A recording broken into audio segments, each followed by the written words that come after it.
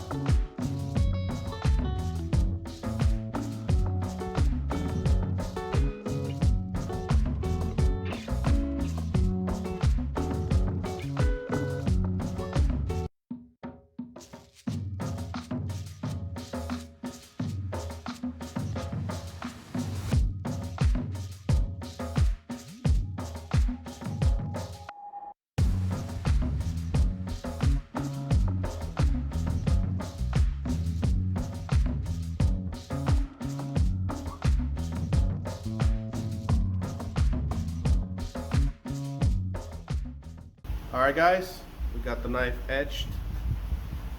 You can see the pattern right there. It came out pretty nice. Pretty happy with it. The only thing I didn't like is right here in the bolster area, it came out a little weird looking. But that's just my fault because my hand sanding sucks still. But I'll get better as I go. Now all we have to do is handle this guy and it'll be done. But that'll be on the next part. Alright guys, that's it for this part of the video. On the next part we're going to go on ahead and do the handle and finish up the knife. Be sure to like the video if you liked anything, and drop a comment down below what you think of the knife, how it came out, and maybe some ideas or some techniques on making these little bolsters better, because I suck at them. I mean, I want to be able to make them come out nicer, because this knife in general looks pretty nice, but that bolster just that's why I stick to regular no bolster knives. Be sure to subscribe if you're not already subscribed, and I'll see you guys in the next one. Peace.